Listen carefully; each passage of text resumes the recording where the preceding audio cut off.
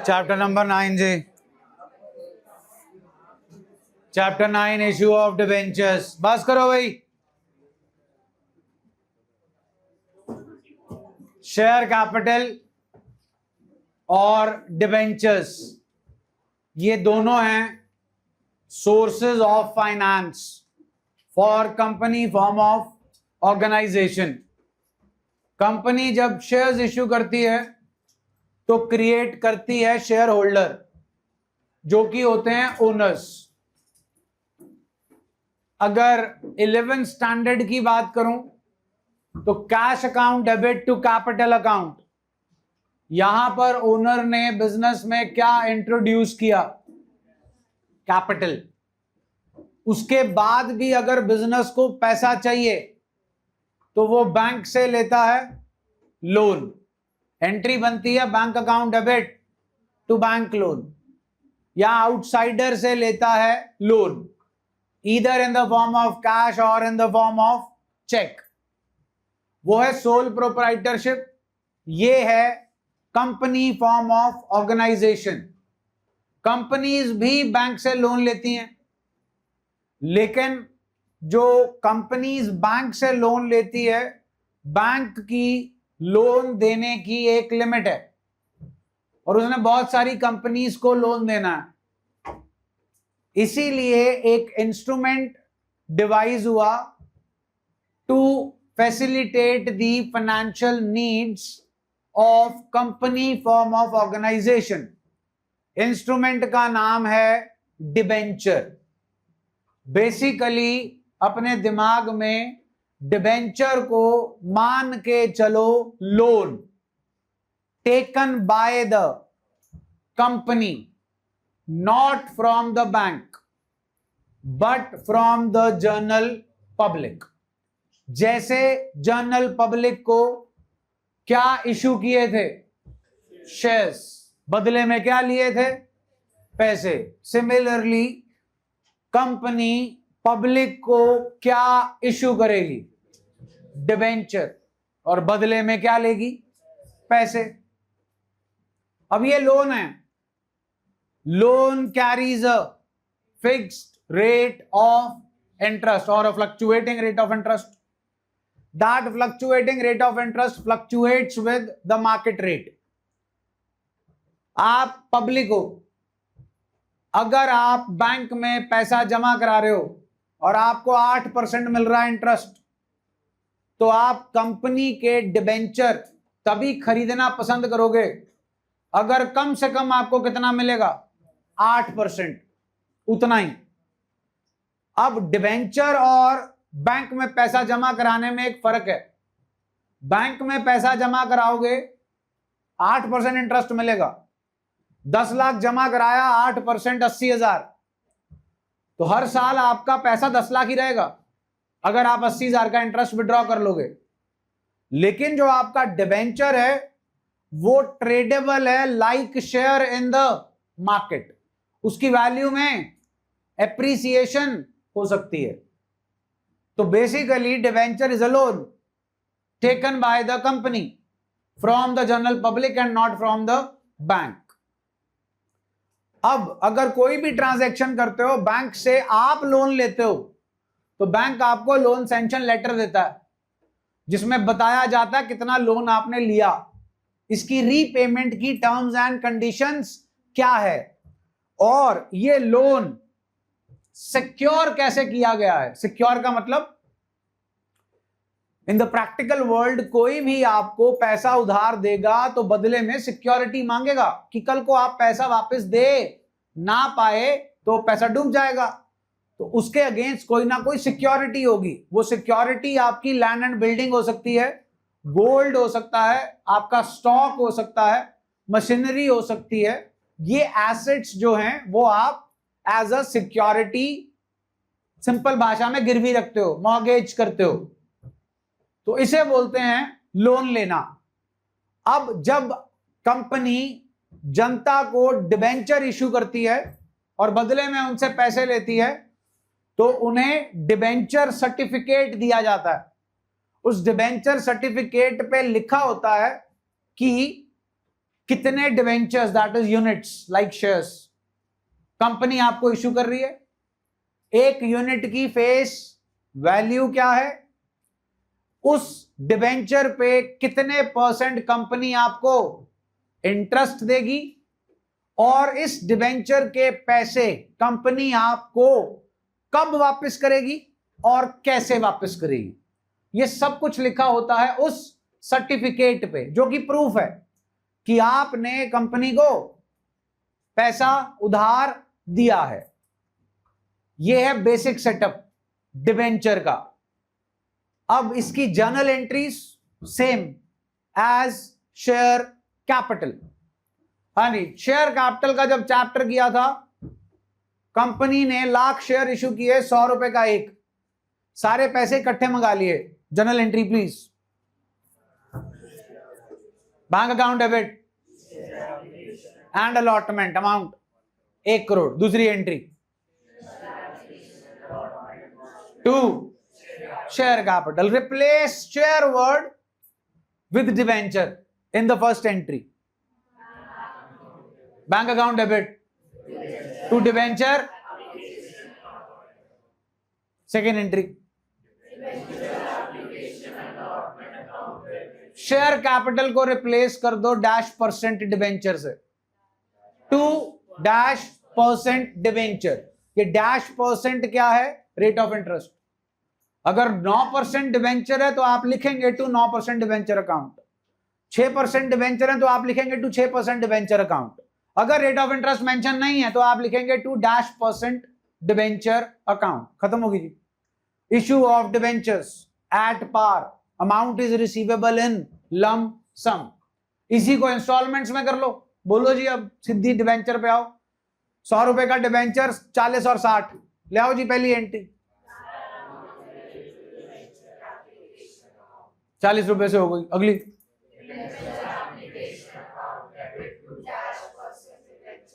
40, अगली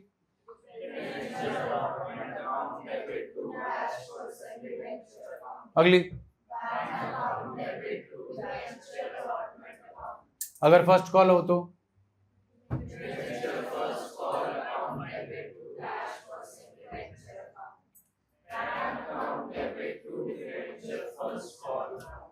how the shares were issued at par and at debentures will also be issued at, एक और चीज आ जाती है डिस्काउंट। पार और प्रीमियम का सेटअप आपको मालूम है, डिस्काउंट का सेटअप हमने करना। इसमें कोई कॉल इन अरियर वगैरह नहीं होता जी, कोई कॉल इन एडवांस नहीं होता प्रैक्टिकली। इसमें आपका कोई फोर फीचर नहीं होता, इसमें कोई री इश्यू नहीं होता, इसमें कोई एक्सेस नहीं होता जो वर्किंग नोट का क्वेश्चन पैदा करे। हाँ, ओवर सब्सक्रिप्शन जरूर होती है, तो वो एनालिसिस टेबल आपको बनाना आता है। वही एक्सेस है जो एप्लीकेशन से कहां चला जाएगा, अलॉटमेंट में।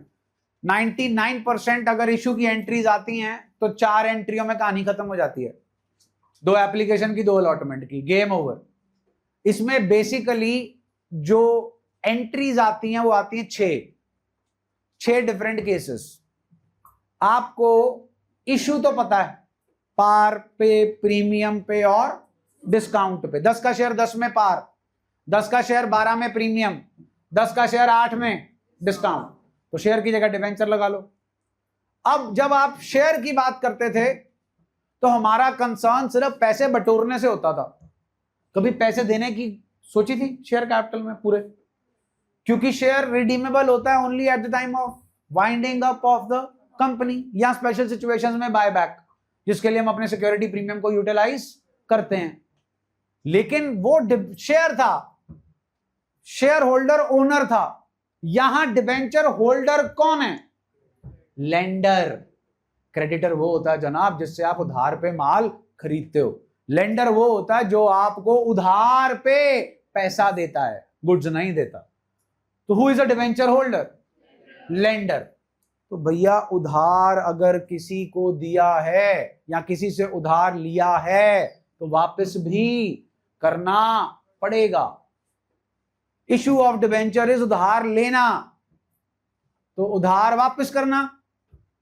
रिडम्पशन ऑफ डिवेंचर, क्या? रिडम्पशन का मतलब होता है पे बैक। तो redemption of debenture means repayment of loan. अब जब रीपेमेंट ऑफ लोन करना है ना, तो वो दो तरीके से होती है repayment of loan. Share issue कितने तरीके से होता है? पार और डिबेंचर के पैसे वापस भी दो तरीके से होते हैं, पार और प्रीमियम।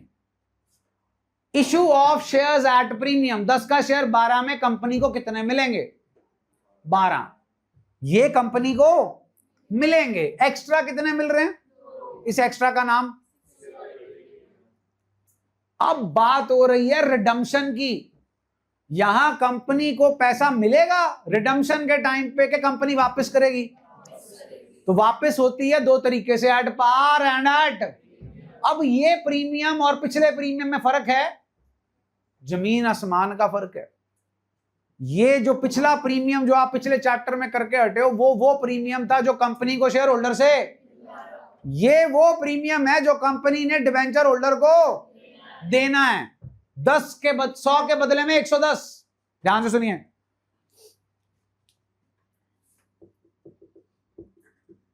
क्या है? क्या है? क्या है? इसे बोलते हैं issued at par, redeemable at par.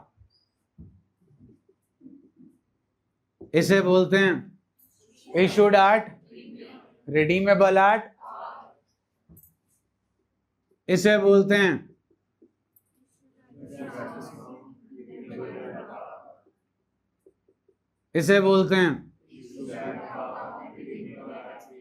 Redeemable eight. मतलब 100 रुपए का डिबेंचर 100 रुपए में इश्यू किया था, लेकिन जब पैसे वापस करने की बारी आएगी तो कितने पैसे दोगे वापस? इसे बोलते हैं प्रीमियम ऑन रिडम्पशन। क्या बोलते हैं? इसमें और इसमें फर्क समझे। ये 10 रुपए एक्स्ट्रा कंपनी को मिल रहे हैं, ये 10 रुपए एक्स्ट्रा कंपनी पे करेगी कब?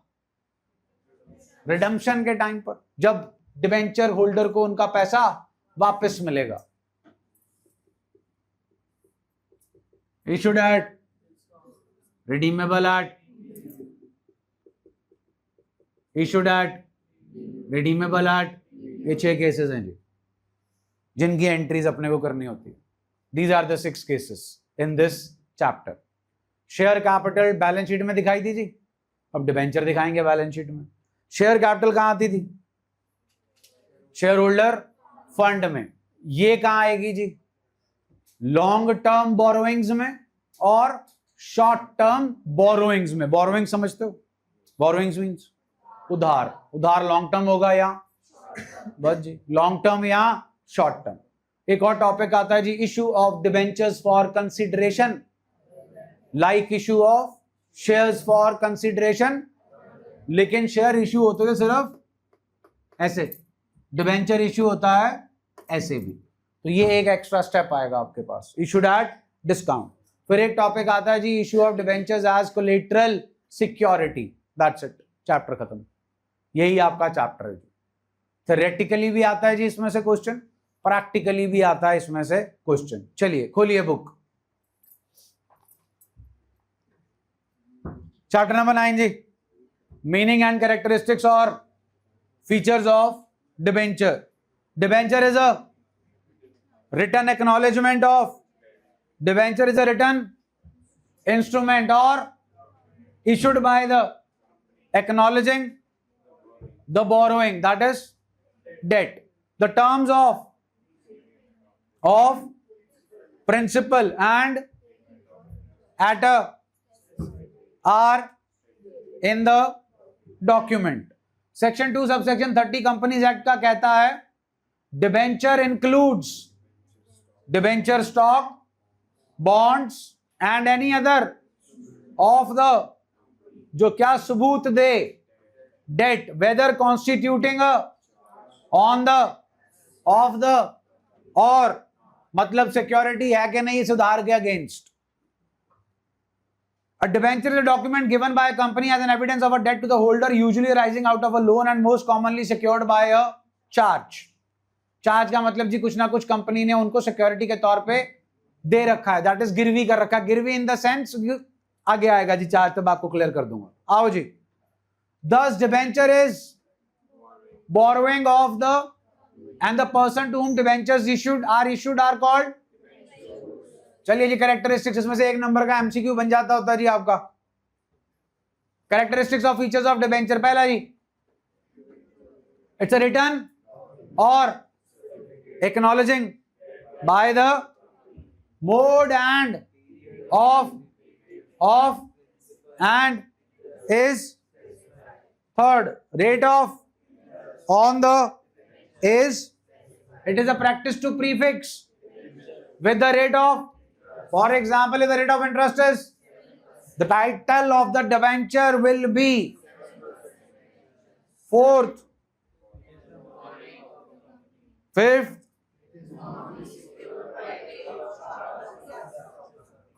very important, sixth point, what is the nature of interest on debentures?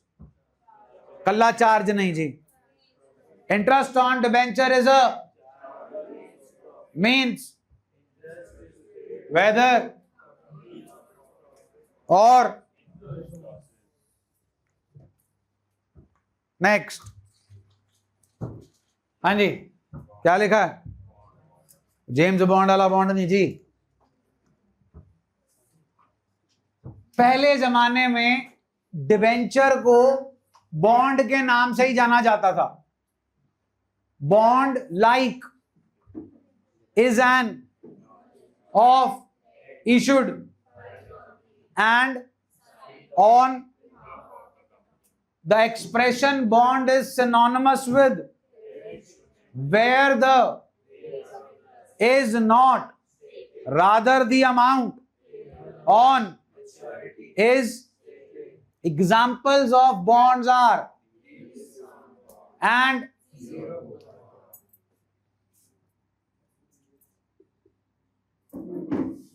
क्या है जी, कितनी कितनी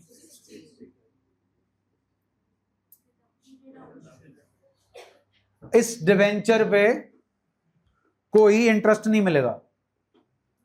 100 रुपए की फेस वैल्यू का डिवेंचर कंपनी ने जनता को कितने में इशू किया, मतलब कंपनी ने जनता से कितने पैसे लिए और कंपनी वापस कितने पैसे करने का वायदा कर रही है। What is 40 rupees? Compensation, you can term it as discount. अभी आपने पढ़े दो एग्जांपल्स ऑफ बॉन्ड्स, पहले का नाम डीप का मतलब गहरा, लो जी गहरा 40 रुपये गहरा, डीप डिस्काउंट बॉन्ड। अब ये 40 रुपए एक्ट कर रहा है एज अ कॉम्पनसेशन और एज एन इंटरेस्ट। एक और था कूपन, का मतलब होता है रेट ऑफ इंटरेस्ट के कूपन, इंटरेस्ट के कूपन्स। अब कूपन के साथ क्या लिख दिया? 0, मतलब कोई रेट ऑफ इंटरेस्ट मेंशन नहीं है। नेक्स्ट वर्डिंग, हेडिंग बहुत इंपॉर्टेंट है जी, क्या लिखा? डिबेंचर, अगर पिछले पेज पे चेक करें, डिबेंचर था जी इंक्लूड्स डिबेंचर स्टॉक, मतलब डिबेंचर। दूसरा नाम था बॉन्ड, अभी कर लिया। तीसरा नाम था एनी अदर इंस्ट्रूमेंट, कोई भी ऐसा इंस्ट्रूमेंट, कोई भी ऐसा पीस ऑफ पेपर जो ये एविडेंस करे कि कंपनी ने पैसा जनता से उधार लिया है, इज नोन एज डिबेंचर। पढ़िए, any other instrument will include any kind of, bracket पढ़ लो, एविडेंसिंग दैट अ कंपनी में, example it being an instrument of the company is also a, in other words, the term any other debenture is a, that includes issued by the, that evidences, हाँ जी, differentiation between and, हाँ जी, ownership, हाँ भाई debenture तो owner हो गया debenture holder के lender. What about share? Share holder is the next. Return क्या मिलता है भाई, जल्दी बोलो? किसे? शेयर होल्डर को। Repayment, debentures are issued for a specified, hence the amount of debenture is repaid on share, not repaid during the, however preference shares have a and redeemed on, and issued at discount। कौन हो सकता है, कौन नहीं हो सकता? Debenture हो सकता है, शेयर। नेक्स्ट, क्या हेडिंग है? डिबेंचर में और may not be buy on the shares are not, तभी तो बोलते हैं जी कि liability of the share holder is, वैसे तो लिमिटेड है only to the extent of the value of the share, उससे ऊपर नहीं जी, मतलब उसका सारा पैसा ही डूबेगा जी, कोई सिक्योरिटी नहीं है। नेक्स्ट, डिवेंचर किसमें कन्वर्ट हो सकते हैं, लेकिन शेयर्स किसमें कन्वर्ट नहीं हो सकते? Shares except convertible preference shares can not be converted into any other security. Next, नहीं होता जी, किन के पास होता है? नेक्स्ट, डिवेंचर होल्डर्स आर, अगर आपका डिवेंचर सिक्योर्ड है तो 100% आप रिस्क फ्री हो गए जी। Share holders are at they can even lose the amount, priority as to repayment of the principal amount, किसको पैसा पहले मिलेगा? In case of winding up of the company, payment of debenture is made before the payment of, चलिए नीचे पढ़िए क्या लिखा, difference between and, हाँ जी पहला बोलो जी, डिवेंचर होल्डर का स्टेटस क्या है? शेयर होल्डर का। रिटर्न, डिवेंचर होल्डर को क्या मिलता है? शेयर होल्डर को क्या मिलता है? Control. Debenture holder doesn't have right to participate in the of the company by voting, और share holder has right to participate in the management of the company by attending and voting in the. Debenture holders are relatively safe, secured. Debenture holders are almost risk-free. Shareholders are at a greater risk. They can even lose the amount invested in the shares. Next, क्या लिखा है जी? Very important जी, इसमें से एक type आनी है आपको at least school level पर एमसीक्यू की फॉर्म में, सीयूईटी में फॉर श्योर आनी है, और हो सकता है जी बोर्ड में भी तीर में तुक्का चल जाए। आपको एक टाइप ऑफ डिबेंचर एमसीक्यू की फॉर्म में फॉर श्योर पूछ लिया जाए। हाँ जी, पहले तो चेक कीजिए टाइप्स ऑफ डिबेंचर्स हैं, what are the basis? Security के बेसिस पे, रिडम्पशन के बेसिस पे, रजिस्ट्रेशन के बेसिस पे, एंड चलिए जी पहला बेसिस क्या है? तो फिर एक सिक्योर्ड होगा जी और एक, आओ जी, secured debentures are those debentures which are secured by either और fluctuating charge, floating charge on the of the charge on the assets of the company is registered with registrar of companies। दूसरा क्या है जी? which are not secured by charge on the assets of the company।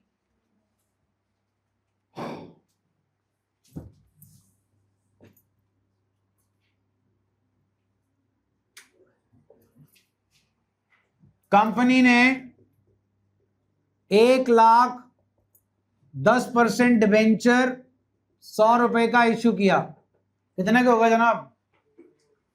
1 crore. Company की land and building थी जी, किताबों में उसकी value है 80 लाख। कितनी? इस लैंड एंड बिल्डिंग पे इन डिबेंचर होल्डर्स का फिक्स्ड चार्ज है। केड़ा चार्ज है? मतलब अगर कंपनी 1 करोड़ रुपया वापस ना कर पाई तो डिबेंचर होल्डर इस बिल्डिंग को बिकवा सकते हैं। इस बिल्डिंग को बेचकर जितने भी पैसे आएंगे उन पे पहला हक किनका होगा? उसे बोलते हैं केड़ा चार्ज? Fixed charge. केड़ा चार्ज? कितने के डिबेंचर थे? सिक्योरिटी तो सिर्फ कितने की मिली? कंपनी के पास और भी क्या है? एसेट्स। क्या है? उनके ऊपर इन्हें कौन सा चार्ज मिल गया? Floating charge. केड़ा चार्ज? Floating charge. अब वो फ्लोटिंग चार्ज क्या है, ध्यान से समझो। इस लैंड एंड बिल्डिंग पे फिक्स्ड चार्ज किन का है? डिवेंचर। ध्यान से सुनना, अगर ये लैंड एंड बिल्डिंग 1,20,00,000 में बिकी, कितने में? तो डिवेंचर होल्डर को सिर्फ कितने वापस होंगे?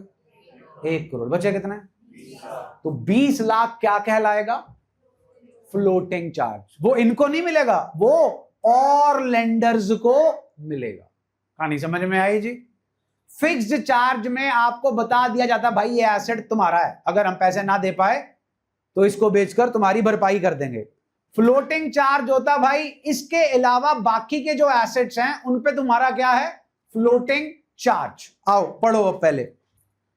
The term charge means securing the loan by mortgaging specific assets towards the loan. It means if the company does not meet its, the lender can get his payment from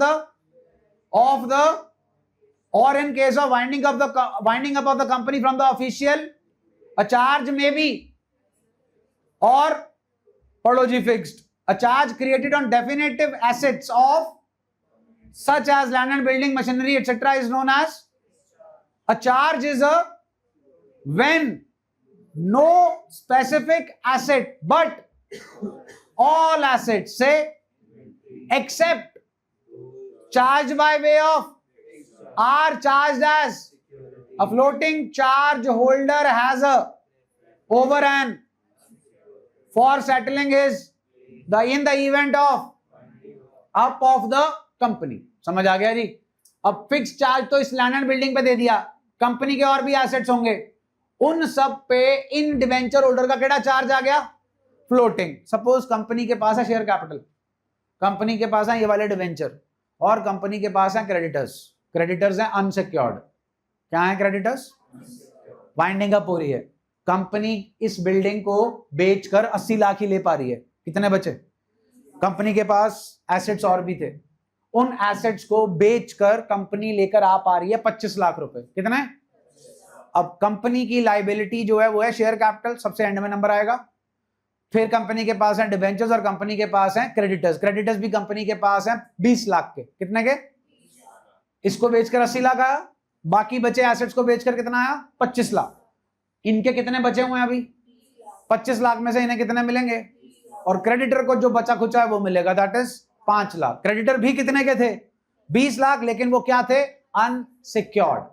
तो उनके लिए जो बचा खुचा होगा वही मिलेगा। और शेयर कैपिटल को क्या मिलेगा? झुंझुना, बिकॉज वो सबसे ज्यादा रिस्क पर है। इज दैट ओके जी? समझ आ गया जी? Fixed charge and floating charge. चलिए नेक्स्ट केडी कैटेगरी है जी? Redemption, redeemable preference, sorry redeemable debentures and irredeemable debentures. Simple है जी, जैसे रिडीमेबल प्रेफरेंस शेयर्स हुआ करते थे and redeemable preference shares. Redeemable debentures वो डिवेंचर्स हैं जिन्हें एक सर्टेन टाइम पीरियड के बाद कंपनी को उनका पैसा वापस करना ही करना है। पढ़ लो जी। They are repayable by the on that is at the end of as per the irredeemable that are not payable during the and hence are repaid only when the next। ये बढ़िया है जी, केड़ा है?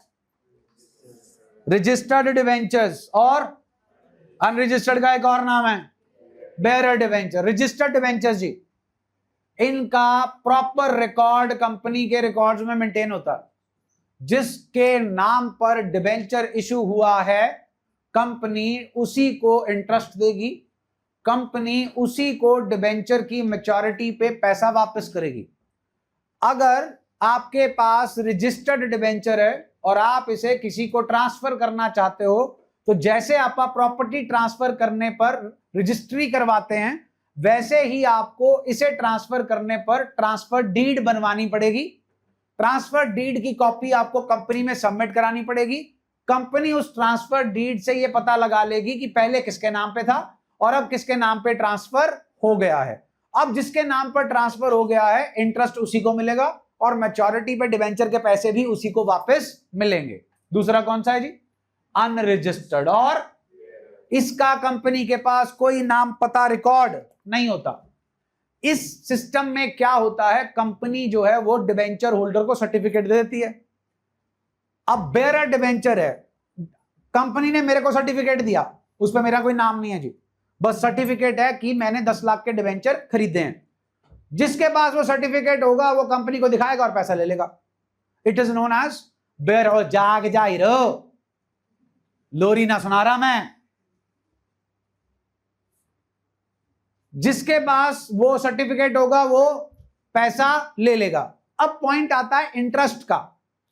तो बेयरर डिबेंचर्स के case में company जो है वो देती है इंटरेस्ट कूपन्स। क्या देती है?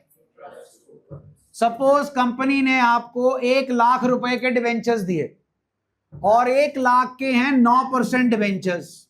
1 लाख का 9% जी 9,000। नॉर्मली कंपनी आपको इंटरेस्ट हाफ ईयरली देती है डिबेंचर्स पे, तो आधे साल का इंटरेस्ट कितना हो गया? 4500। कंपनी ने आपको डिबेंचर इशू किया 5 साल वाला, मतलब आपको कंपनी देगी 10 इंटरेस्ट कूपन्स। कितने? 10। आपने 4500 के 4 कूपन यूटिलाइज कर लिए, मतलब 2 साल तक आपने डिबेंचर को अपने पास रखा, तो 10 में से कितने यूज हो गए? बचे कितने? अब जब आप किसी को बेयरर डिबेंचर बेचोगे तो आप उससे 10 लाख रुपया लोगे, उसको आप डिबेंचर का सर्टिफिकेट दे दोगे और साथ में बचे हुए 6 कूपन्स भी दे दोगे। अब जब 5 साल पूरे होंगे वो डिबेंचर सर्टिफिकेट दिखाकर पैसा ले लेगा 10 लाख, और हर 6 महीने बाद जाके क्या ले लेगा? 4500 रुपए। This is how bearer debentures work. पढ़ो। Registered debentures are the debentures that are registered in the company's record in the name of the holder. Principal and interest of such debenture is payable to the registered debenture holder. The transfer of debenture in this case requires the execution of a transfer deed. फिर आता है जी unregistered or bearer debentures. Unregistered or bearer debentures are the debentures that are not registered in the records of the company in the name of the holder. These debentures are transferable by mere delivery. Interest is paid to the person who produces the coupons attached to the debenture. Next one ji, convertible and convertible debenture वो है जी जो convert हो जाता है किसमें? Share में। Non convertible वो है जी जो कन्वर्ट नहीं होता। Convertible debentures are debentures that are convertible into, or if a part of the debenture amount is convertible into equity shares or new debentures, they are known as partly convertible debentures. If full amount of debenture is convertible into equity share or new debenture, they are known as fully convertible debenture. इनकी short form भी use कर लेते हैं जी आपके school वाले कई बार, PCD and FCD. PCD stands for partly convertible debenture, FCD stands for fully convertible debenture. ध्यान दीजिए, आपके डिबेंचर की फेस वैल्यू है 100 रुपए। कंपनी ने जब आपको डिबेंचर इशू किया तब साथ ही में आपको मेंशन कर दिया कि भैया आपके डिबेंचर है कन्वर्टेबल, 2 साल के बाद हम इन्हें कन्वर्ट कर देंगे, पूरे 100 रुपए के डिबेंचर के बदले में हम आपको देंगे इक्विटी शेयर। ये बन गया FCD। कंपनी ने बोला जी आपके 100 रुपए के डिबेंचर के 40 रुपए के बदले में हम आपको क्या देंगे, और 60 रुपए के बदले में हम आपको वापस करेंगे पैसा। वो बन गया जी partly convertible debenture. Non convertible जी जिसके बदले में कुछ नहीं मिलेगा जी, जिसके बदले में जो कन्वर्ट होके किसी चीज में कन्वर्ट नहीं हो सकता, ना शेयर में ना डिबेंचर में, उसके बदले में आपको सिर्फ क्या मिलेगा? पैसा। Next heading please. Debenture holders के इंटरेस्ट को प्रोटेक्ट करने के लिए वो कंपनी जो डिबेंचर पब्लिक को इशू कर रही है उसे ट्रस्टीज अपॉइंट करने पड़ते हैं, जो ट्रस्ट डीड में लिखे हुए रूल्स एंड रेगुलेशंस को इंप्लीमेंट करते हुए डिबेंचर होल्डर्स के इंटरेस्ट को प्रोटेक्ट करते हैं। पढ़ो। Company issuing debenture to the public is required to appoint trustees and execute it is a responsibility of to protect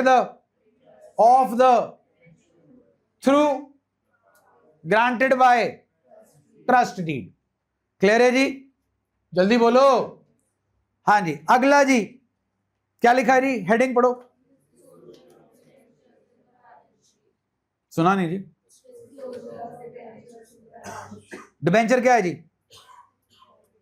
loan, liability towards owners कि towards share holders, sorry debenture holders. ये याद है जी? Equity and share holder, share reserves and money received against share warrants भी होता है, उसको छोड़ते हैं अभी। नंबर 2 आता है नॉन करंट लायबिलिटी। नंबर 3 आता है करंट लायबिलिटी। एक और चीज आती है डिफर्ड टैक्स लायबिलिटी, लेकिन हाल फिलहाल के लिए ये हैं दो तरीके की liabilities, deferred non current liability and non current liability and दूसरे नंबर पे आता है share application money pending allotment, तीसरे नंबर पे आता है नॉन करंट लायबिलिटी और चौथे नंबर पे आता है करंट लायबिलिटी। हाँ जी, what is the nature of debenture? Loan. Liability, loan long term भी हो सकता है जी और शॉर्ट टर्म भी हो सकता है जी, जल्दी बोलो।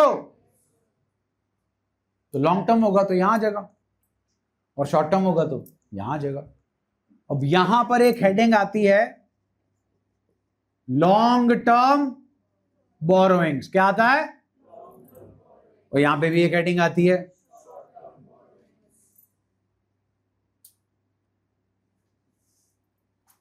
डन जी। अब थोड़ा नींद से जागो सारे जने, ऊंची सारी एक ही बार उबासी ले लो करके, ताकि जड़े पेंटअप इमोशंस फंसे हुए हैं आपकी छाती में वो बाहर निकल जाएं। 2-4 ऊंची ऊंची सांस ले लो, डीप ब्रेथ्स, तो सारी नींद चली जाएगी। ले लो, ले लो तुम दोनों भाई, एक दूसरे के एक कान के नीचे लगा दो, बढ़िया हो जाएगा काम। हाँ जी, कोई कंपाउंड इंटरेस्ट नहीं होता जी। 1 लाख का डिवेंचर है, 9% इंटरेस्ट है, 9% इंटरेस्ट तुम्हारे खाते में आ जाएगा, उसको निकालना निकालो, नहीं निकालना ना निकालो। डिवेंचर कौन खरीदेगा? जिनके पास पैसे, ऑब्वियसली चोरी थोड़ी करनी है, तो कोई भी चीज कोई भी तभी खरीदेगा जिसके पास क्या होगा? पैसा, अदरवाइज तो खरीदेगा थोड़ी, झपट्टा मार लेगा। डिवेंचर कौन खरीदेगा? रिस्क सीकर के रिस्क अवर्सर, क्योंकि वो रिस्क लेना चाहता है तो डिवेंचर नहीं खरीदेगा, शेयर खरीदेगा। तो अगर वो रिस्क अवर्सर है तो फिर उसे चाहिए सिक्योरिटी, सिक्योर डिवेंचर खरीद ले, ऑलमोस्ट सिक्योर है, और उसे चाहिए फिक्स्ड रिटर्न्स, हर 6 महीने बाद फिक्स्ड अमाउंट का पैसा।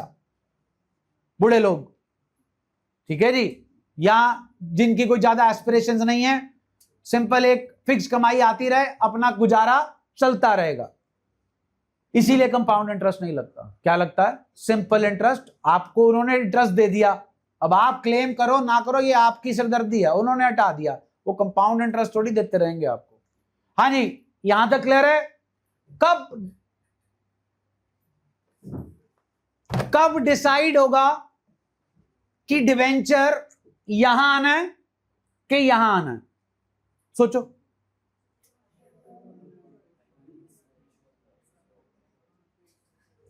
तुम उधार ले रहे हो, कब डिसाइड होगा कि तुम उधार कब वापस करोगे? जब दिल करेगा कि उसी दिन? अरे कार लोन लेते हो तो पहले टर्म डिसाइड करते हो, 10 साल में वापस करना, 15 साल में वापस करना, 5 साल में वापस करना है, हाँ के ना? तो उधार लॉन्ग टर्म है कि शॉर्ट टर्म है, ये किस दिन डिसाइड होगा? जिस दिन उधार लिया। किसने? कंपनी ने। किससे? पब्लिक से। ये क्लियर है? लेकिन इंपॉर्टेंट लाइन ध्यान से सुनिए, उधार लॉन्ग टर्म है कि शॉर्ट टर्म है डिसाइड होगा on the date of borrowing the money, but that date of borrowing of the money is not the deciding factor to decide whether it is long term और short term. समझे कि अंग्रेजी ज्यादा हो गई? समझ गए?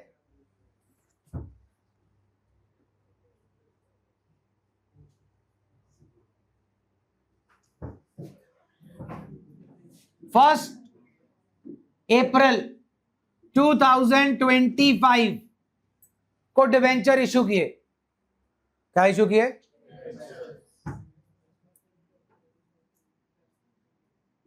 1 अगस्त को किए। उधार तो कभी भी ले सकते हैं ना, कि साल के पहले दिन ही लेना होता। 1 अगस्त को डिवेंचर इशू किए, तो इस दिन पता होगा ना डिवेंचर रिडीम कब करने हैं। जल्दी बोलो।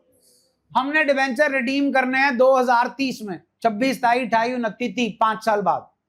कितने साल बाद? सुना नहीं जी? तो व्हाट्स द रिडम्पशन डेट? 31 जुलाई जी 2030। 31 2030। एक टर्म आएगी 3rd बुक में जाकर जिसका नाम है ऑपरेटिंग साइकिल। केड़ा साइकिल? ऑपरेटिंग साइकिल होता है जी, आपके पास है गांधी जी, आपने खरीदा रॉ मटेरियल, फिर आपने बनाया प्रोडक्ट, फिर आपने प्रोडक्ट को बेचा, और फिर उस डेटर से आपको मिले गांधी जी। तो गांधी जी से गांधी जी तक की journey is known as operating cycle. अगर क्वेश्चन में मेंशन है कितना है आपका ऑपरेटिंग साइकिल तो उतना, अगर क्वेश्चन साइलेंट है तो अपना ऑपरेटिंग साइकिल 12 महीने, 1 साल। Done ji. इन डेप्थ बाद में बात करेंगे इसके बारे में। ये डिवेंचर है, ये तारीख है आपकी रिडम्पशन की। अब आपको डिसाइड करना है कि डिवेंचर कहां डालें, नॉन करंट में के करंट में। डिसाइड तो इसी दिन होगा, लेकिन इस डेट का रोल प्ले 0 है। तो किस डेट का रोल प्ले है? Not at all.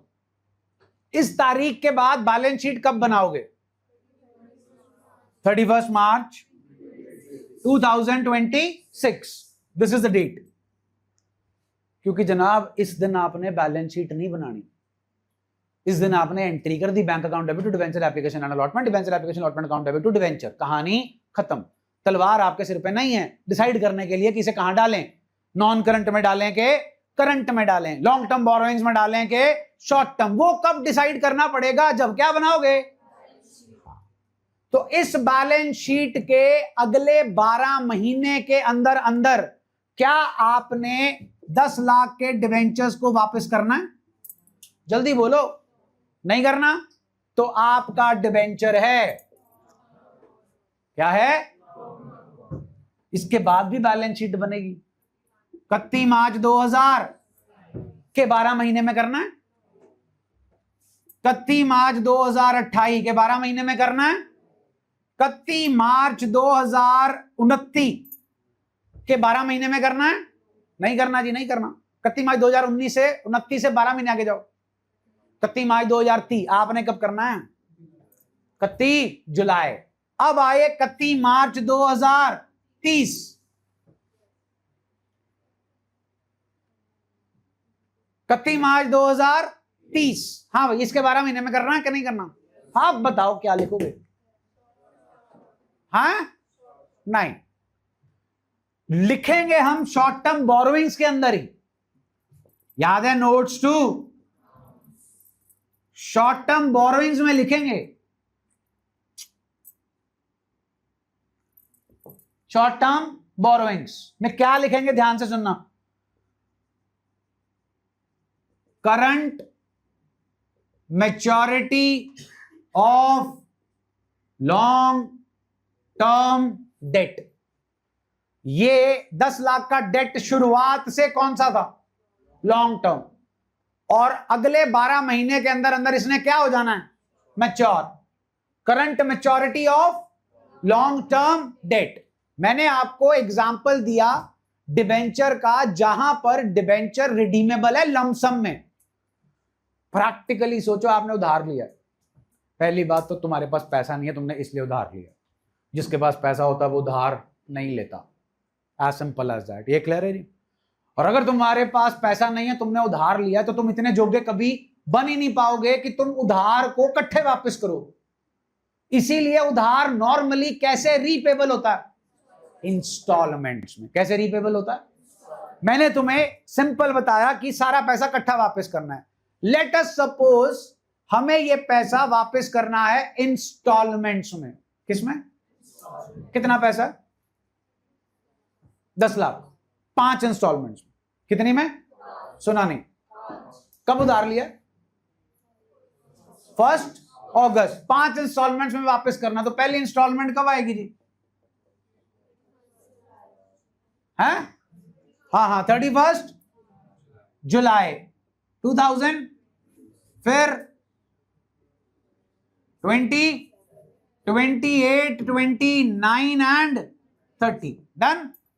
10 लाख रुपए 5 इंस्टॉलमेंट में वापस करने। एक इंस्टॉलमेंट कितने की हुई? 2 लाख की। इस डेट पर आपको डिसाइड करना होता है कि लोन क्या है, लेकिन डिसाइडिंग फैक्टर कौन है? 31 मार्च 2026। डन है जी? जल्दी बोलो, लगाओ अकल। अब 31 मार्च 2026 के 12 महीने में कितना पैसा आपने रीपे करना है? सुना नहीं? नहीं सुना तो ध्यान देना। Long term borrowings, long term borrowings में कितना आएगा जी? सुना नहीं जी? बिल्कुल ठीक है, 8 लाख। हाँ क्या ना?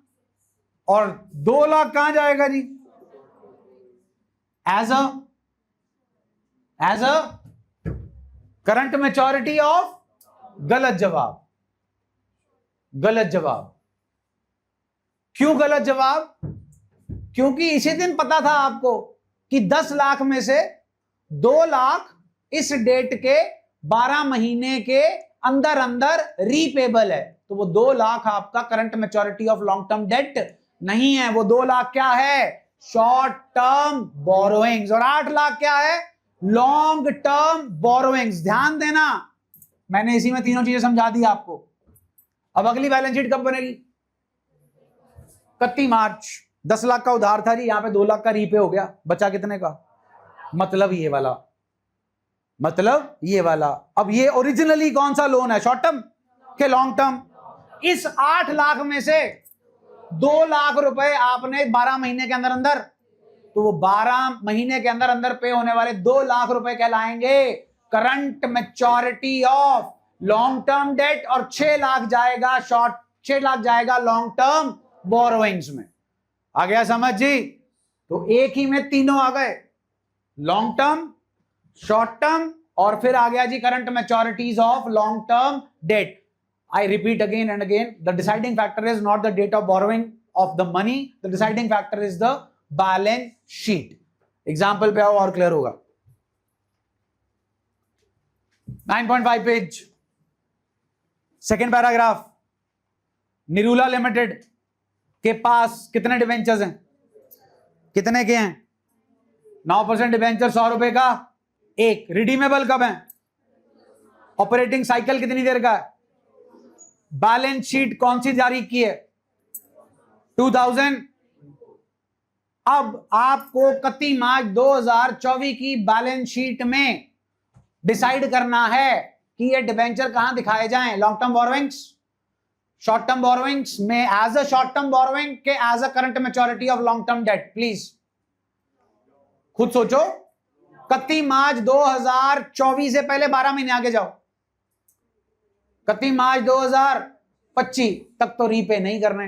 यहां पर ऑपरेटिंग साइकिल कितनी देर का है? तो 24 महीने आगे चले जाओ। 31 मार्च 2026 तक वापस करने, तो लॉन्ग टर्म बोरोइंग्स नीचे चेक करो। लॉन्ग टर्म बोरोइंग्स के आगे कितना लिखा है जी? 10 लाख। नीचे नोट्स टू काउंट्स पे जाओ जी। लॉन्ग टर्म बोरोइंग्स के नीचे 10,000, 9% डिवेंचर्स ऑफ 100 ईच, 10 लाख। कहानी क्लियर है जी? जल्दी बोलो जी। बॉटम ऑफ द पेज, पहले बॉटम ऑफ द पेज के ऊपर हेडिंग पढ़ लो। डिवेंचर्स क्या लिखा है? चलिए last paragraph of the page. For example, if 10,000, 9% debentures of 100 each are issued on, please, 2000। Redeemable कब है? 31st 2000। These debentures will be shown as under the head in the balance sheet as at 2025 because they are issued to be within from the date of। हाँ जी, 31 मार्च 2025 की balance sheet के कितनी देर बाद आपके debentures redeemable हैं? 12 महीने के अंदर अंदर, यस और नो? तो right from the very beginning ये डिबेंचर कभी लॉन्ग टर्म बोरोइंग्स थे ही नहीं. Right from the inception they are short term borrowings. Deciding factor, date of balance sheet. Turn the page. Check कर लो जी. Face of the balance sheet. Current liability is replacing non current liability. Short term borrowing is replacing long term borrowings. Notes to accounts of short term borrowings. इन्ने percent debentures of इन्ने each. 10 lakh. Done है जी. अब जरा second point पढ़ो. Heading क्या है इसके नीचे? When current maturities of. आइए एग्जांपल पे आइए. Second paragraph. कंपनी के कितने आउटस्टैंडिंग डिबेंचर हैं? 10 लाख. कब? 31 मार्च 2025 पे. जिसमें से कब ड्यू हैं? 31 जनवरी 2000. With in 12 months. तो ये 1 लाख क्या हुए? Short term? No. Short term borrowings हुए, लेकिन शॉर्ट टर्म बोरोइंग्स में क्या हुए? Current maturities of long term debt. बच्चे कितने जी? 9 लाख. वो 9 लाख क्या हुए जी? Long term borrowing. नीचे चेक कर लो जी. Long term borrowing 9 lakh, short term borrowing 1 lakh. Notes to accounts देखो. Long term borrowing 9000 debenture. Short term borrowings के नीचे क्या लिखा है? प्लीज जरा डिफरेंशिएशन कर लो. शॉर्ट टर्म बोरोइंग्स के नीचे हेडिंग दी है current maturities of long term debt. Top of the page check कर लो. Notes to accounts was still of short term borrowings. लेकिन वहां प्रेजेंटेशन कैसे है? Top of the page short term borrowings के नीचे current maturities of long term debt लिखा है. नीचे लिखा है बिकॉज नीचे वो है, ऊपर वो right from the very beginning क्या है? Short term borrowings. थोड़े बड़े हो जाओगे चैप्टर में, अपने आप समझ में आ जाएगा. बोझ ना डालो दिमाग पे. आओ